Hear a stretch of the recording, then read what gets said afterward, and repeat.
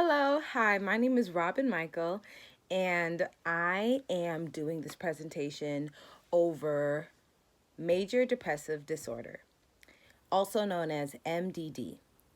MDD is defined as a persistent sad mood with symptoms severe to affect an individual's ability to eat, enjoy life, sleep, study, and or work.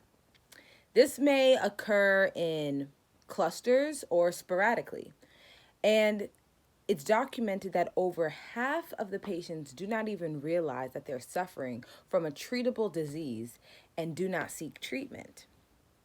The pathophysiology regarding MDD, studies have shown depression is linked with an association of a disturbance in the serotonin activity in the central nervous system, specifically affecting the neurotransmitters, norepinephrine, and dopamine. So for my first assessment, we're going to collect subjective and objective data. With the three that we have chosen for major depressive disorder, the first one is the change of eating habits.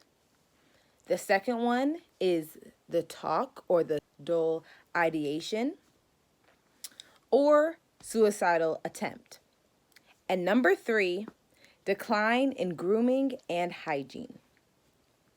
So for one, that's the change in the eating habits. We're going to focus on the patient, giving them a more well-balanced diet, dietary restrictions of food and that are prescribed, and we're just going to focus on those foods.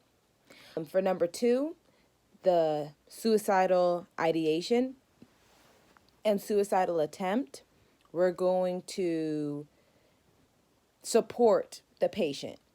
Make sure that the patient has a support group or resources, provide them with resources that can help them not give into the idea of a suicidal attempt.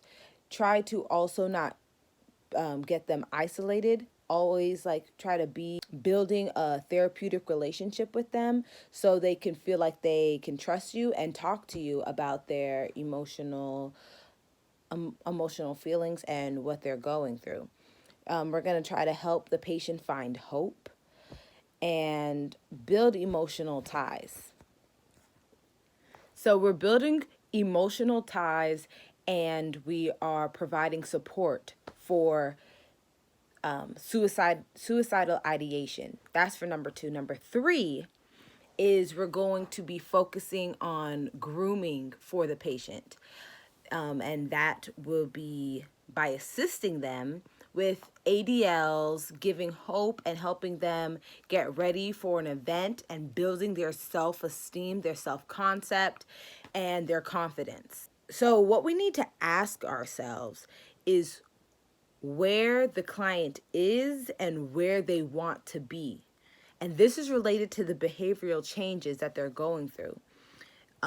So where they want to be, we want them to have a better appetite, no suicidal thoughts, improvement of self-esteem and self-image. That's what we're trying to get out of the patient. The barriers that you see regarding MDD and the three subjective and objective data that we have made is the first barrier is appetite. The second barrier is loneliness, and the third barrier is self-concept or self-image. And how we're going to create a solution to those three is as follows. Number one, appetite. The solution is to give them a dietary plan. Exercise. Getting about maybe 20 to 30 minutes outside, getting some fresh air and getting your blood moving. We can try to give them a appetite in that regard. And for number two, loneliness. We need to definitely pay attention to safety precautions regarding this. Since the patient has suicidal ideation, they can feel hopeless. They can feel that they're lonely, that they have no one to talk to. So it's very important that we build a therapeutic relationship with this patient, most definitely. And we need to monitor them 24 hours and have an observation sheet that we can document, and we can have work on with the team to help bring that into fruition. We're going to provide, as I said before, emotional development and support. And lastly, the third one, self-concept / self-image. We're going to be creating a relationship with that as well, but we're going to be focusing on just getting them to talk and say things that are positive, because whatever you say out your mouth, it becomes to reality.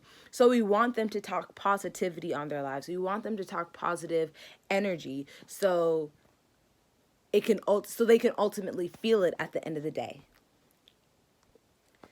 So we have 3 nursing diagnoses and for MDD. And the first one is malnutrition. The second one is suicidal attempt risk related to subjective data or suicidal ideation. And the third one is chronic low self-esteem. So we're going to start planning. We're going to plan what we're going to do for this patient using the acronym SMART. SMART stands for specific, measurable, achievable, realistic, and time-bound. So putting the SMART acronym together, we're going to tackle our second and our third assessment. And that is suicidal ideation and self-image. Suicidal ideation, we're going to be focusing on 2 areas of behavioral change. And for the S of being specific, we're going to, the patient will have less than 1 suicidal thought in 1 week time. And we're going to be doing that through emotional, therapeutic relationship and getting them more comfortable with talking about their situation. And we're going to be seeing progress in that. M, measurable.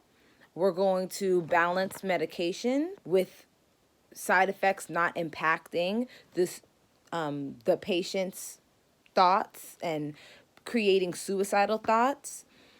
And achievable. We're going to make sure that this is achievable by encouraging the patient to verbalize their feelings, being very active in their emotions and taking charge of their emotions.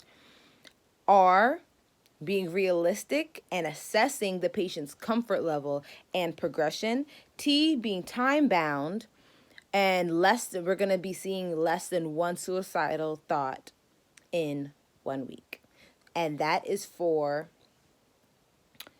risk for suicidal attempt.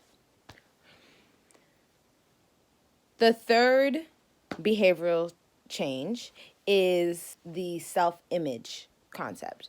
And for S, we're going to be working with the patient to identify 2 realistic life goals.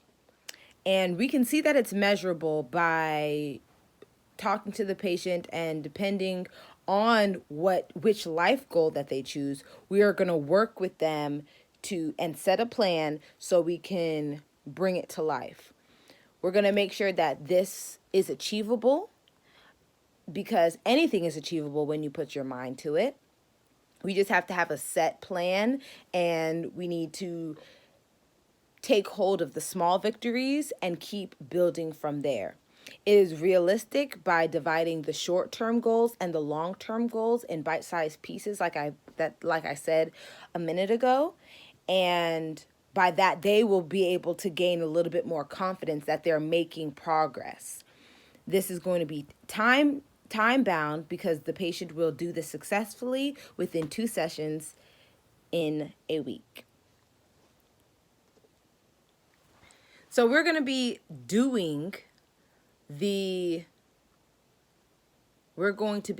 constantly pursuing this patient by first creating a food journal and tackling their malnutrition status. We're going to be creating that food journal and use visuals for stimuli so we can get them to have more of an appetite. Number two, we're going to institute a safety precautions and safety environment, patient's room, patient's bathroom, and common areas. And number three, we're going to assist the patient in activities of interest, what they love to do, what they like to do. Get them more involved in what they do. Maybe they'll start to smile and then they'll soon believe that they do have hope. And just encourage them, encourage the patient's participation in these activities. And we're asking ourselves to identify spiritual beliefs that can motivate them to keep pursuing all of their goals and make it to the top. Thank you so much for listening. My topic is MDD, Major Depressive Disorder. Thank you.